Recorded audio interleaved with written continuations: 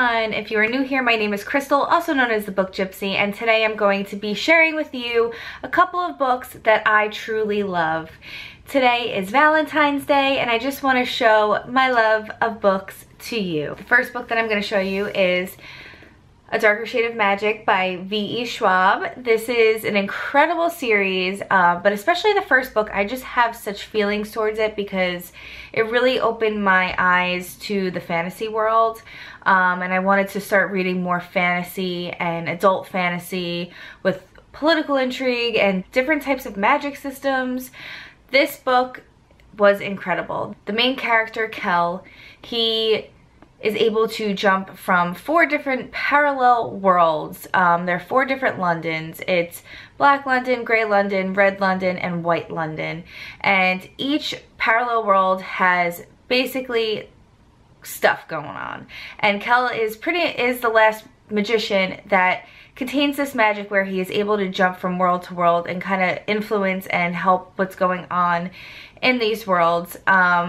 There's a lot of problems, there's a lot of crime, there's a lot of issues that Kel has to deal with, and he gets put into a crazy situation, and that's basically how this series just starts off.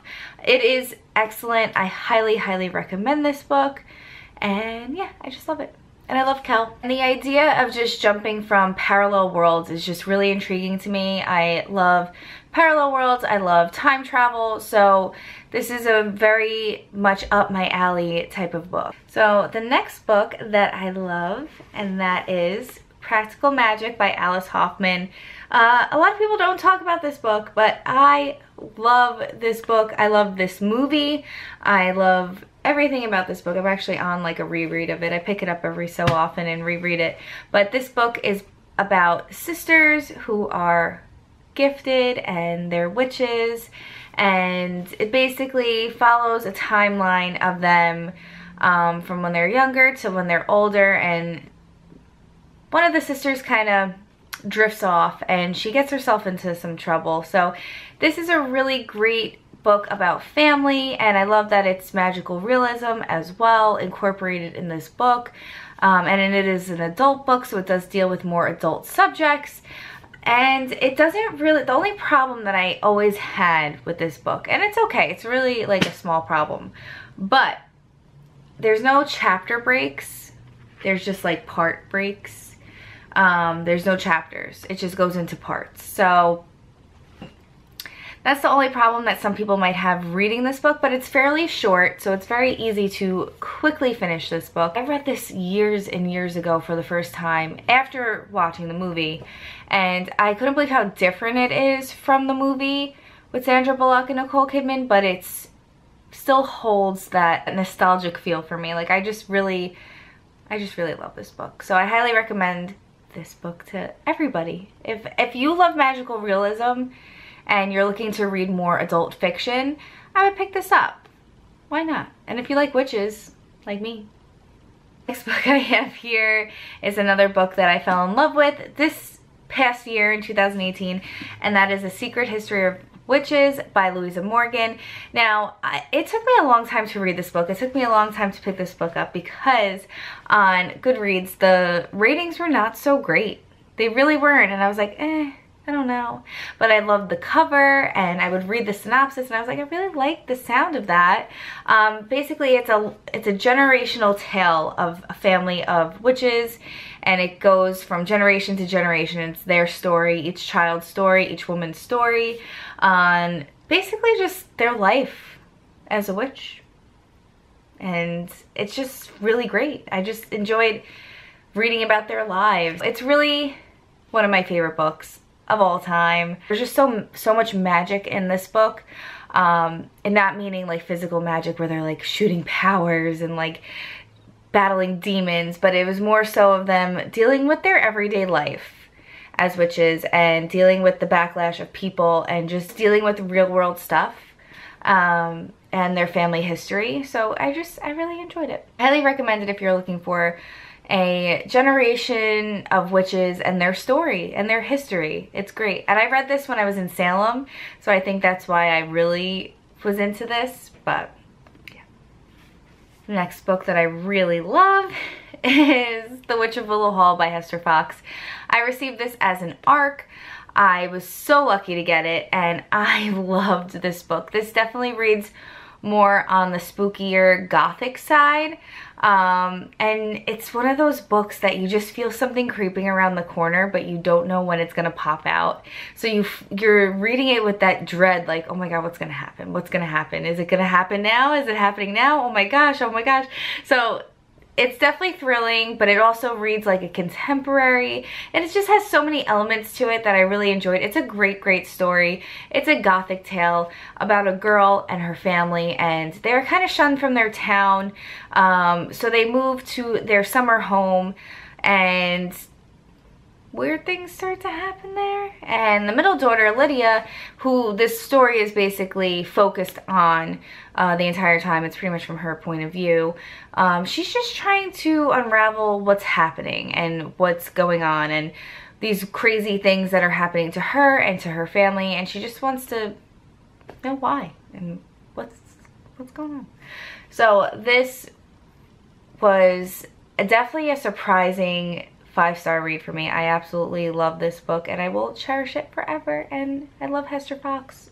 She posts amazing cemetery photos on her Instagram, so if you don't follow her, I'll leave her link down below for her Instagram, because she posts pictures of cemeteries like from all over the world, and basically like where she's from in like Massachusetts.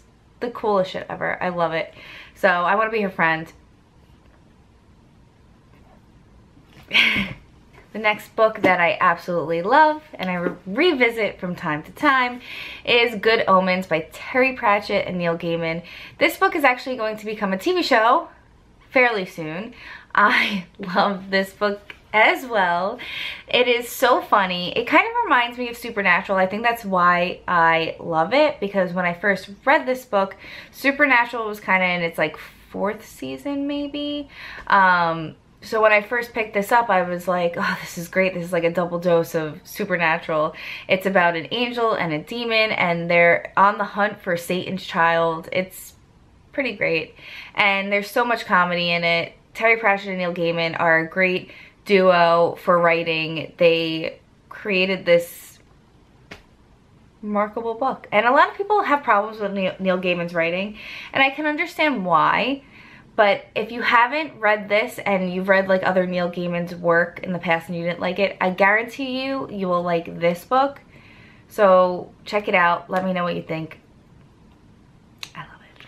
And the next book that I absolutely love, and I read this year as well, and that is Bag of Bones by Stephen King. Now you guys have heard me talk about this on my channel before, but I just want to touch upon it again. This is an underrated book for me. I mean, I've never really heard of this book until I started doing BookTube, and when I picked it up, I was like, and I would always see it in the bookstore, and I'd be like, Bag of Bones, like, I don't know if I'm gonna enjoy that, like, it's probably like really gruesome, and even though I like gruesome, but it just might not be my thing. I don't know. If you're a Stephen King fan and you did not read this book yet, what are you doing? It was phenomenal. This is one of his best writing, I think. And I've read Salem's Lot, Pet Sematary, 11/22/63. I've read them, and a lot of his acclaimed works that people are like, that's his best writing. No. This was his best writing. You were so involved with the character and so in this character's head. It's almost like you became that character while you're reading it. That's how I felt when I was reading this book. I needed to know what was happening. I have no words. I think this was the first Stephen King book that I've read in probably like a 5-day period. It takes me about like a month to read a Stephen King book. This was like 5 days. It's pretty good. So I will revisit this again. I love it. I cherish it. And I just love the cover. The cover is pretty dope. The coloring, the spine, the crazy picture. Like, who's that on the cover? You'll find out if you read it. Lastly, a little series that I love and adore, and that is the Shadow and Bone trilogy, Grishaverse, Grisha trilogy, whatever you want to call it. This series is my favorite series, and it is young adult. And I want to say it's hands down the best young adult fantasy series out there, in my opinion, because I just grew so attached to the characters. And I just am so, like, in sync with Leigh Bardugo's writing, I think. Her writing just clicks with me. I enjoy her books so much. So, yeah. So I'm obsessed, and I just finished King of Scars, and I wish I had more to read. So I might reread Six of Crows and Crooked Kingdom at some point, but I do have so many series that I need to start. But I just absolutely love Leigh's series, love her writing. King of Scars was worth the wait. It's just so great to follow an author from start to finish, basically. Well, not finished, she's not finished, but it's amazing to follow an author through her growth, because you could really see the growth of her writing from Shadow and Bone to King of Scars, like how much she's grown as a person and as a writer, and it's just, it's great. It's amazing. So I want to know how many times I said great and amazing in this video, because yeah, it was pretty bad. It was pretty bad this time. So that is it. That is all I have for you today. And I hope you guys all have a great Valentine's Day. And I hope you pick up some of these books that I really love, because they mean a lot to me. And I hope you will find that they mean a lot to you if you decide to pick them up as well. So on that note, I'll be talking to you guys soon.